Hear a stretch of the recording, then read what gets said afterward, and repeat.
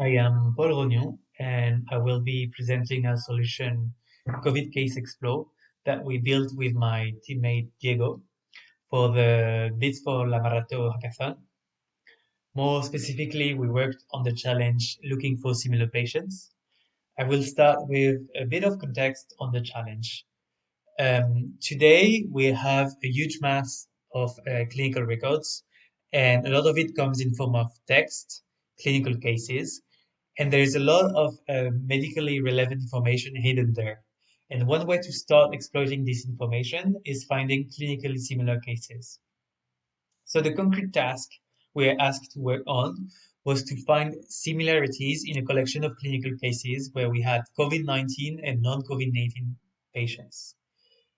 The challenge was organized by the Barcelona Supercomputing Center and the Faculty of Informatics of UPC in collaboration with BITSxLA. So thank you to all of them. Now I will introduce our idea for the hackathon. It's been to find groups of similar cases using deep learning. Why do we wanted to do that? Well, a first approach to similarity could be to compute how similar are any two cases in the collection, and that would let you find the most similar case to a given case. However, we wanted to go a step beyond. We wanted to find groups of similar cases that have similar characteristics. Groups of cases that have similar characteristics, and this is called clustering. And clustering is a very powerful tool for knowledge discovery because it lets you explore your data and find associations or hidden patterns. We'll talk about a few examples and applications right after this slide. Another advantage of clustering is that once you have found your groups or clusters, you can find out if a new case belongs to that group or not. So having those groups can help leverage the similarities you see in the collection to make decisions, to take decisions. And to do that, we chose to use deep learning because at the moment, neural networks are the best tools to model text and language. And one type of neural network are autoencoders. They are the most popular ones, and they let you learn a numerical representation of text, and that's what we used in our solution to the challenge. Now, some possible applications of our solution in terms of knowledge discovery. The clustering can help discover comorbidities. For example, if you find a group of cases where COVID-19 is associated with another disease, clustering can also help find subtypes of COVID-19. A group of cases could be characterized by severity, progression speed, or symptoms. An example of the kind of decisions you could take once you have found clusters is that if you have groups of cases characterized by different severities, you can find out to which group belongs a new case. And that would be very helpful to the triage process in a clinical context. Now, how do we do it? How do we find the groups? Well, we use the combination of machine learning and more classical neural language processing techniques. We first use the autoencoder neural network.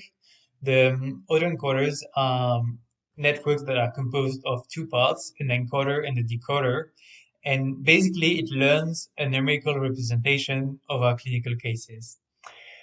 And once we have this numerical representation, we use a couple of techniques, t-SNE and HDB-scan, to find the groups of similar cases, the clusters.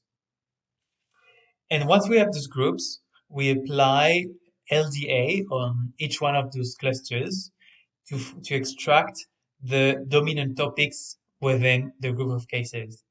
And for each cluster, we obtain several topics. And these topics will be characterizing the cluster.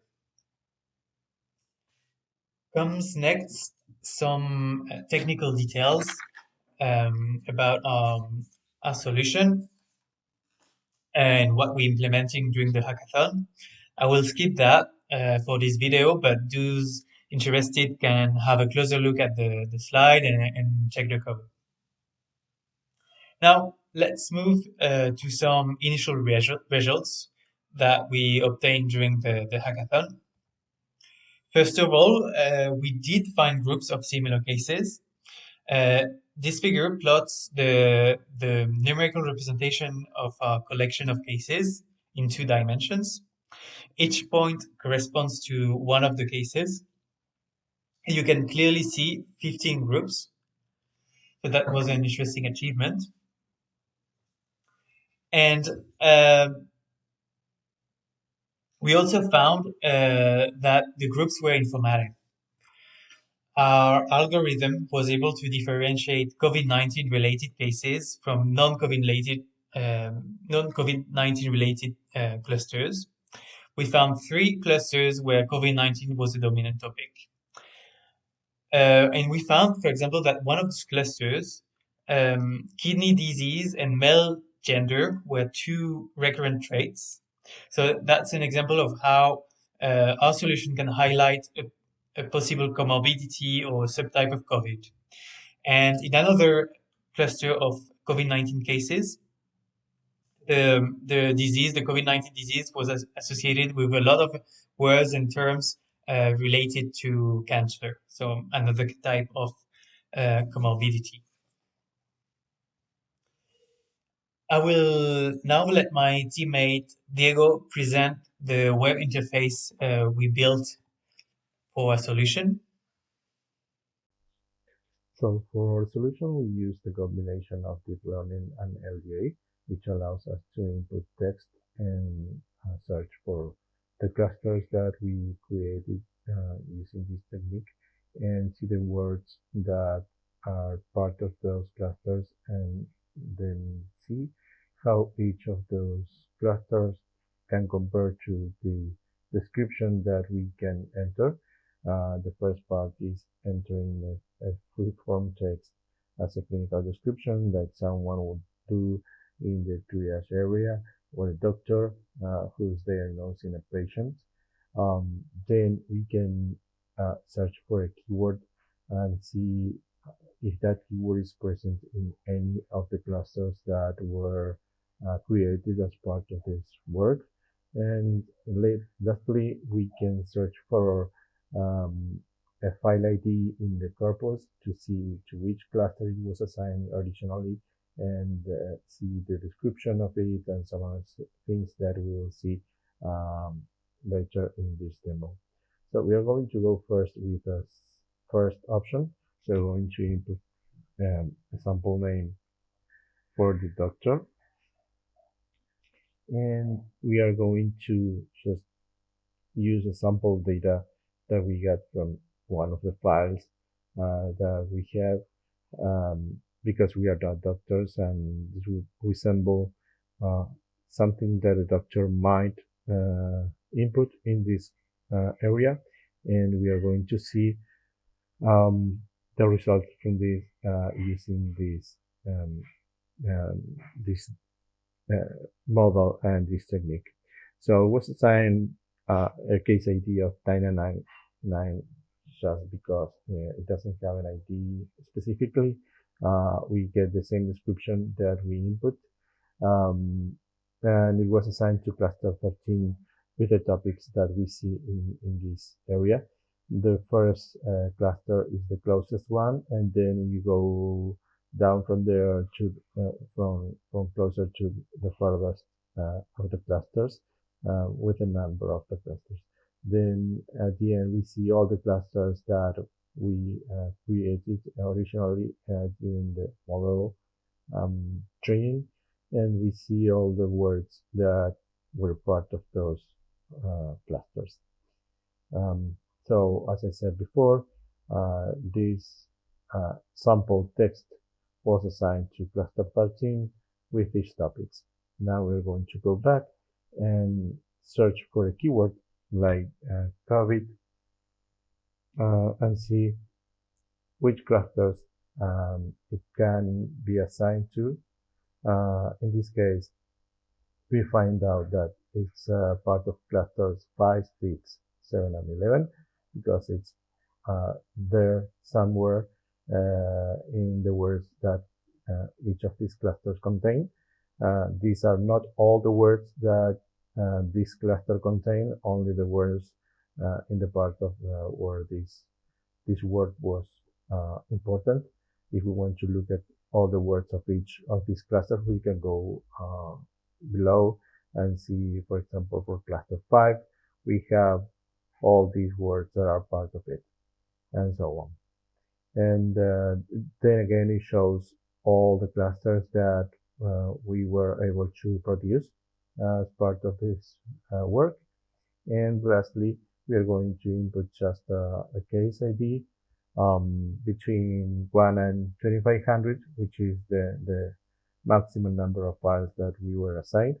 We are going to input, let's say, 3, 4, 6, and the result of this is going to be similar to the first case, where we get the case ID. In fact, this is the case ID that we entered, and the description that was part of that file. Then it was assigned to cluster 2, all the words that are part of that cluster, and then the pairwise distance between the input text and each of the clusters in ascending order of distance. So it means that the first cluster is the closest one, and when we get to the last one is the farthest from our text. Then at the end, again, we get all the topics for the clusters, and that's basically it, and how this system works in its 3 formats.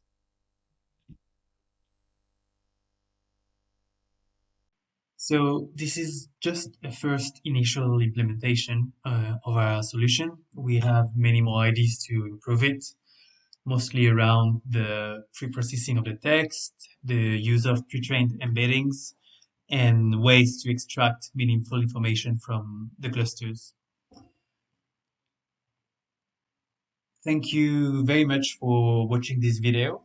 Here are Diego and I's contact details. Feel free to reach out if you have any question or comment. Thank you.